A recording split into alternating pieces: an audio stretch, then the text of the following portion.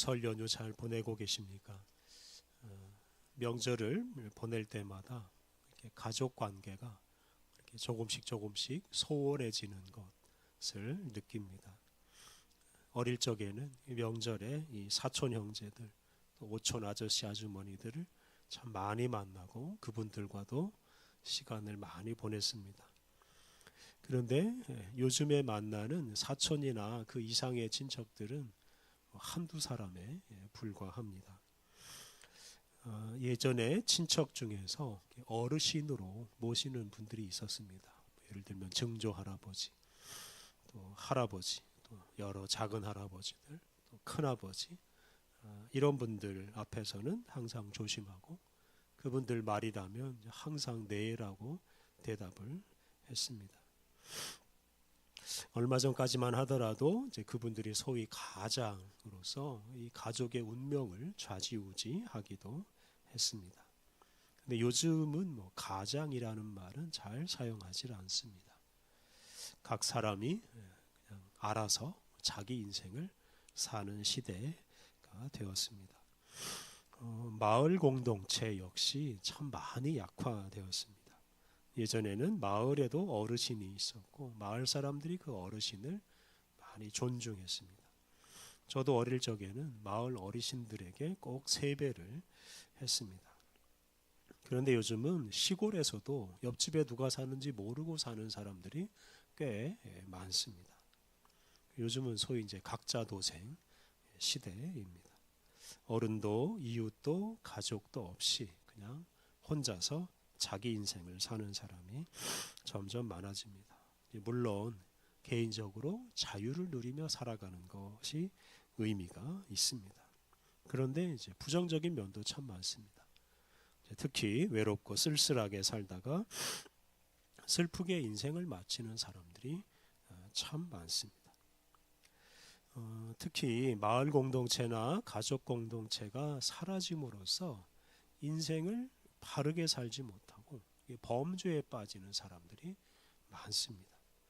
그러니까 바르게 살도록 이끌어주고 잘 살면 칭찬해주고 잘못 살면 바로 잡아주는 그런 어른이나 동료가 없기 때문입니다.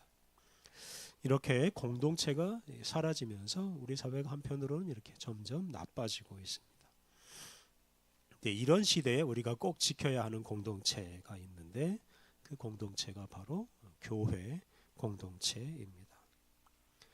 우리가 다 아는 것처럼 신앙생활은 혼자 할 수가 없습니다. 이렇게 함께 모여야 예배를 드릴 수 있는 것처럼 우리 각 사람의 신앙생활 역시 다른 사람이 있어야 가능합니다.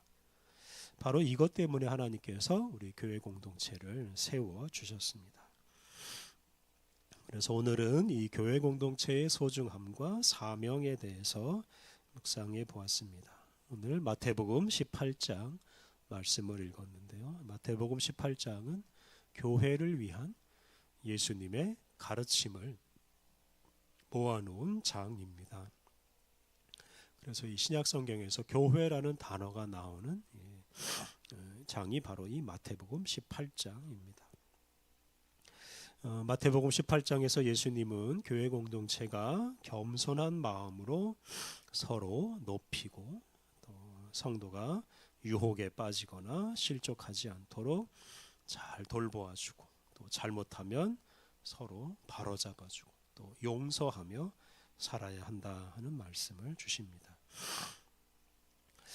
교회를 위한 예수님의 가르침을 둘로 요약할 수가 있는데요. 첫째는 교회의 모든 구성원들을 존중하고 그들이 시험에 빠지거나 교회를 떠나지 않도록 잘 돌보아 주어야 한다는 것입니다.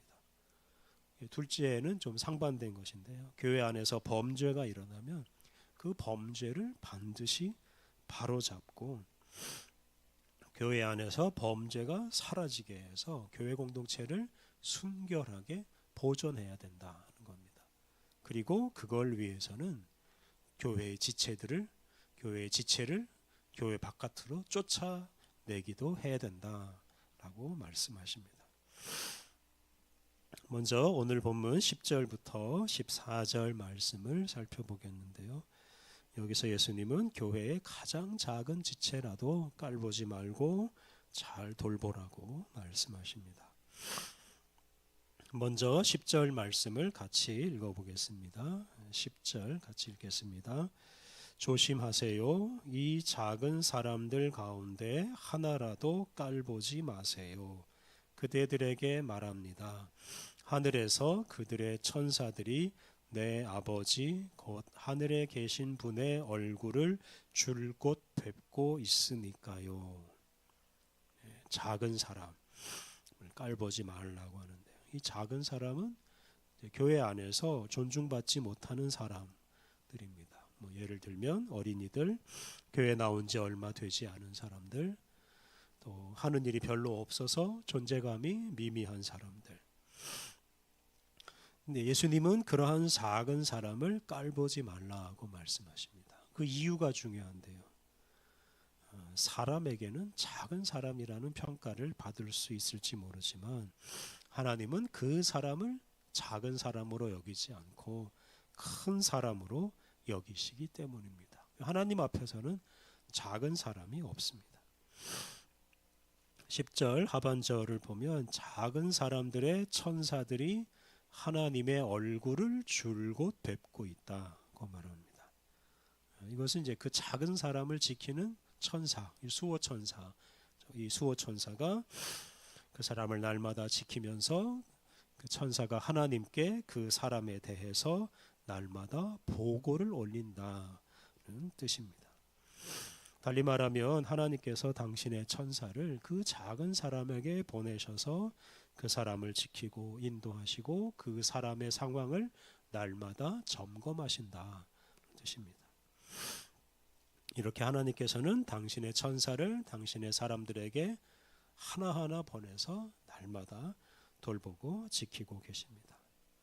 이렇게 하나님께서 그 각 사람을 이렇게 소중하게 여기시고 지키시고 있기 때문에 그 사람을 함부로 대하거나 깔보지 않아야 합니다. 만약에 그렇게 한다면 그 사람은 하나님을 깔보는 것과 다를 바가 없습니다. 이어지는 12절부터 14절 말씀은 하나님은 작은 사람에게 더 큰 관심을 보이신다고 강조합니다. 우리 12절부터 14절 말씀 같이 읽어보겠습니다. 12절부터 14절 말씀. 그대들 보기에는 어떤가요? 어떤 사람에게 양 100마리가 있는데 그 가운데 하나가 길을 잃어 헤매고 있다고 합시다. 99마리를 산에 두고 가서 길 잃은 양을 찾지 않겠어요. 찾아내게 되면 아멘 그대들에게 말합니다. 그 양을 두고 더 기뻐할 겁니다. 길을 잃지 않은 99마리에 대해서 보다요. 그대들의 아버지 곧 하늘에 계신 분도 마찬가지입니다. 이 작은 사람들 가운데 하나를 잃어버리는 것은 그분 뜻이 아닙니다. 어떤 사람에게 양 100마리가 있습니다. 그런데 그중 한 마리가 길을 잃고 헤매고 있습니다. 그때 목자가 어떻게 하겠습니까? 일반적으로 목자는 자기가 돌보는 양을 한 마리 한 마리 다 자세하게 알고 있습니다. 그것 때문에 한 마리가 안 보이면 금방 그 사실을 알 수 있습니다. 그리고 그 사라진 양을 찾기 위해서 온갖 노력을 다합니다. 심지어는 그 99마리를 그냥 산에 두고서라도 그 잃어버린 양을 찾으려고 애를 씁니다. 그리고 그 양을 찾으면 그 찾은 양 덕분에 그 남아있는 99마리보다 더 기뻐합니다. 근데 하나님께서도 잃어버린 당신의 백성을 찾을 때 그렇게 잃어버린 양을 찾은 목자처럼 기뻐하신다고 말합니다. 그래서 결론적으로 하는 말은 이 작은 사람들 가운데 하나를 잃어버리는 것은 그분 뜻이 아닙니다. 이렇게 14절에서 말합니다. 교회 공동체의 지체들 중에서 한 사람이라도 잃어버리지 않는 것이 우리 하나님의 뜻입니다. 교회 공동체의 모든 지체들이 시험에 빠지지 않고 교회를 떠나지 않고 하나님의 돌보심을 끝까지 받으면서 다 함께 하나님 나라에까지 이르는 것이 바로 하나님의 뜻입니다. 이러한 하나님의 뜻을 따라서 우리 교회 공동체의 모든 지체들이 서로 돌보고 사랑하고 아껴야 합니다. 특히 작은 자들을 높여주고 사랑해야 합니다. 이것이 교회 공동체를 향한 우리 예수님의 바람입니다. 우리 교회 공동체의 지체들을 이렇게 한 가족으로 여기고 자기 몸처럼 아끼고 사랑해서 모든 사람이 구원의 은혜를 날마다 누리며 살게 해야 합니다.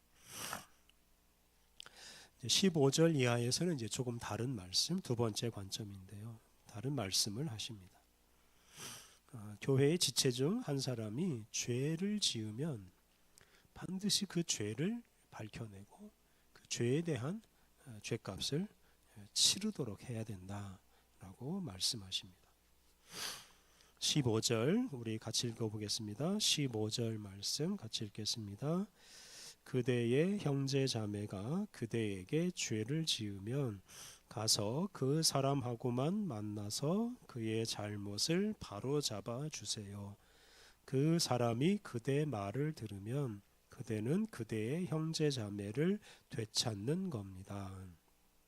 네, 교회 안에서 어떤 사람이 죄를 지은 경우에 그가 죄를 지었다 하더라도 그 사람은 하나님이 사랑하시는 사람이라는 사실을 먼저 늘 기억해야 합니다. 그래서 범죄 피해자죠. 범죄 피해자 또는 그 범죄를 먼저 안 사람은 그 사실을 다른 사람에게 알리기 전에 혼자서 먼저 그 죄 지은 사람을 찾아가서 그 사람의 잘못을 깨닫게 해주고 회개하게 하고 바로 잡도록 도와주어야 합니다. 그러니까 이 일을 소문내지 않고 은밀하게 처리하도록 합니다. 이제 그럴 때 그 죄를 지은 사람이 자기 잘못을 깨닫고 자신을 바로 잡으면 이 사람은 다시 온전한 교회의 지체가 될 수 있습니다. 그리고 잃어버린 양을 찾은 목자처럼 하나님께서 크게 기뻐하실 것입니다. 그래서 교회 안에서 어떤 사람이 죄를 지었을 경우에 그 사람을 비난하고 벌주고 심지어 공동체에서 쫓아내려고 하기 전에 그 사람을 먼저 만나고 그 사람을 바로잡고 그 사람을 회복시키기 위해서 노력해야 합니다. 그런데 이렇게 혼자 찾아가서 그 일을 하려고 했을 때 그 일이 잘 되지 않으면 어떻게 해야 되느냐? 이제 16절에 두 번째 단계가 나옵니다. 16절 말씀 같이 읽겠습니다. 듣지 않으면 한두 사람을 더 데려가세요. 증인 2명이나 3명의 진술에 근거해서 모든 일이 확정되도록 하세요. 혼자 은밀하게 범죄한 사람을 찾아가서 권면했는데 그 사람이 말을 듣지 않고 회개하지 않으면 이제 한두 사람을 더 데리고 가라. 그 말씀합니다. 특히 이제 죄를 목격한 그 증인, 목격자를 데리고 가서 그 증언을 제시하고 그가 죄를 지었다는 사실을 인정하고 회개하도록 해야 합니다. 죄 지은 사람을 처벌하는 것은 사실 나중이고 죄를 지은 사람이 스스로 범죄를 깨닫고 자기를 바로잡는 것이 이제 더 중요합니다. 그리고 그렇게 자기를 바로잡으면 그 사람은 다시 공동체의 일원이 될 수 있습니다. 그런데 이렇게 두세 사람의 권면도 듣지 않으면 이제 어떻게 해야 되겠습니까? 이제 세 번째 단계가 17절 말씀입니다. 17절 말씀 같이 읽겠습니다. 그들의 말도 흘려 들으면 교회에 얘기하세요. 교회의 말마저 흘려 들으면 다른 민족이나 세금업자처럼 대하시기 바랍니다. 네, 두세 사람과 함께 가서 권면해도 죄를 인정하지 않고 회개하면 이제 그때 비로소 온 교회에 다 알립니다. 이제 이럴 경우에 이제 소위 이제 교회 재판을 합니다. 우리 교단 헌법을 보면 이제 권징제도라는 게 있는데요. 범죄한 사람을 당회나 노회나 총회가 재판을 해서 그 재판에 따라서 이제 벌을 내립니다. 그래서 이 재판을 통해서 범죄를 분명하게 밝히고 다시 한번 그 범죄한 사람에게 회개할 기회를 줍니다. 그리고 이제 벌도 내립니다. 이때 범죄한 사람이 범죄를 인정하고 회개하고 벌도 달게 받으면 이 사람은 이제 교회의 지체로 다시 받아들이게 됩니다. 하지만 교회의 권위를 인정하지 않고 말을 듣지 않으면 또 벌을 받지 않으면 그 사람은 더 이상 교회 공동체의 지체가 될 수가 없습니다. 그래서 그런 사람을 교회에서 쫓아냅니다. 이걸 출교라고 합니다. 다른 민족이나 세금업자처럼 여기라라는 구절이 바로 교회에서 쫓아내라 하는 뜻입니다. 그리고 교회는 이런 출교를 통해서 죄인과 죄로부터 순결한 공동체를 이루어야 합니다. 그래서 교회는 죄인을 결코 그대로 두어서는 안 되고 반드시 그 죄를 없애야 합니다. 그래서 교회가 죄로 오염되지 않은 그런 교회다운 교회로 세상에 존재해야 하기 때문입니다. 이렇게 교회는 단지 죄인을 감싸는 공동체가 아니라 죄를 없애고 죄인을 없애는 그런 공동체가 되어야 합니다. 그런데 우리가 앞서 묵상한 대로 어떤 사람이 교회에서 쫓겨나서 하나님의 구원의 은총을 받지 못하는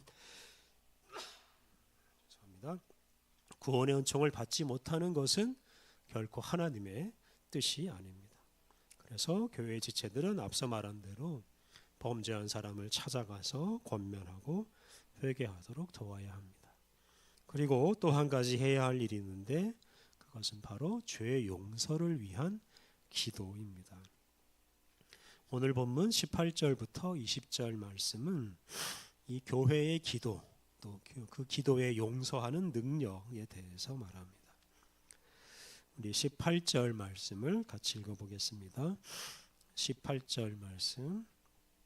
아멘. 그대들에게 말합니다. 그대들이 무엇이든 땅에서 묶어두면 하늘에서도 묶여 있을 것입니다. 또 그대들이 무엇이든 땅에서 풀어두면 하늘에서도 풀려 있을 것입니다. 묶어두는 것과 푸는 것, 이것은 죄의 용서와 관련된 말씀입니다. 그래서 땅에서 묶어두면 하늘에서도 묶여 있을 것이다. 이 말씀은 땅에서 교회 공동체가 범죄한 사람을 용서하지 않고 범죄한 사람을 위해서 기도하지 않으면 하늘에서도 하나님께서 용서하시지 않고 그대로 두신다 하는 뜻입니다. 반대로 땅에 있는 교회 공동체가 죄인을 용서하면 이렇게 풀어주면 하늘에 계신 하나님께서도 그 사람을 풀어주시고 용서해 주신다 하는 뜻입니다. 그래서 이 말씀은 죄에 관하여 묻고 푸는 권한을 하나님께서 우리 교회에게 위탁하셨다는 뜻입니다. 그러므로 교회가 이 죄인으로 하여금 죄를 깨닫게 하고 죄를 고백하게 하고 또 회개하게 하고 그럴 경우에 그 사람의 죄의 용서를 기도하는 것이 얼마나 중요한 일인지 모릅니다. 19절 20절 말씀 같이 읽겠습니다. 19절 20절. 다시 한번 아멘. 그대들에게 말합니다. 그대들 가운데 두 사람이 땅에서 같은 목소리를 내면 달라고 하는 것이 뭐가 되었든 내 아버지 곧 하늘에 계신 분께서 다 들어주실 것입니다. 두세 사람이 내 이름 아래 함께 모인 곳 거기에는 그들 가운데 내가 있습니다. 두세 사람이 예수님의 이름으로 모인 곳, 이것이 바로 교회입니다. 근데 그 교회가 드리는 기도를 하나님께서 반드시 들어주시고 반드시 이루어 주십니다. 특히 앞서 말한 대로 죄인의 용서를 위해서 드리는 기도를 하나님이 반드시 들어주십니다. 그래서 우리 교회가 죄의 용서를 위해서 날마다 기도해야 합니다. 교회 공동체는 사람을 정죄하는 기관이 아닙니다. 죄의 용서를 위해서 죄인을 깨우치고 죄의 용서를 위해서 기도하는 공동체입니다. 그래서 죄 지은 사람을 정죄하기보다는 그 사람을 찾아가서 권면하고 회개하도록 돕고 그 사람의 용서를 위해서 기도하며 살아야 합니다. 어느 교회나 그 교회 안에는 이제 작은 사람이 있습니다. 자기의 연약함 때문에 잠시 죄의 유혹에 빠져서 교회 생활에 소홀하거나 죄를 짓는 사람이 있습니다. 이제 그런 작은 사람을 우리가 무시하지 않아야 합니다. 한 사람이 신앙생활에서 떠나고 교회에서 떠나는 것을 우리 하나님께서는 결코 원하지 않으십니다. 하나님은 교회의 모든 지체가 한 마음으로 당신의 구원의 은혜를 받으며 살아가기를 바라십니다. 그래서 우리가 이런 하나님의 마음을 품고 우리 교회의 모든 지체들, 특히 작은 사람을 더 사랑해야 합니다. 특히 우리는 죄를 짓는 형제 자매를 잘 권면하고 때로는 그 형제 자매에게 벌도 내려서 깨우쳐주고 회개하도록 도와야 합니다. 그렇게 함으로써 우리 교회를 순결하게 지켜야 합니다. 우리 예수님은 잃어버린 죄인을 찾아서 이 세상에 오셔서 죄인을 만나주시고 죄인을 위해서 십자가에서 죽기까지 하셨습니다. 그런 예수님의 은혜로 바로 우리 교회 공동체가 세워졌습니다. 그러므로 우리 교회는 예수님의 몸으로서 예수님의 마음을 품고 죄를 지은 사람을 더 많이 사랑하고 죄의 용서와 회복을 위해서 권면하고 기도하며 살아야 하겠습니다. 함께 기도하겠습니다. 하나님, 주님에게는 모든 사람이 귀하고 사랑스럽습니다. 주님은 주님의 백성을 한 사람이라도 잃어버리지 않으시려고 예수님을 세상에 보내주시고 죄인을 위해 십자가에서 죽게 하셨습니다. 하나님, 주님의 사랑의 마음을 우리도 품게 하옵소서. 잃어버린 작은 사람을 찾게 하옵소서. 소외된 형제자매들, 무시당하는 형제자매들이 없도록 모든 사람을 잘 돌보게 하옵소서. 특별히 죄인을 긍휼히 여기고 권면하여 또한 죄의 용서와 회복을 위해 기도하게 하옵소서.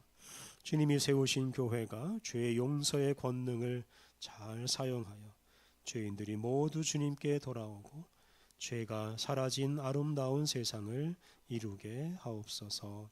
우리 주님 예수님의 이름으로 기도드립니다. 아멘.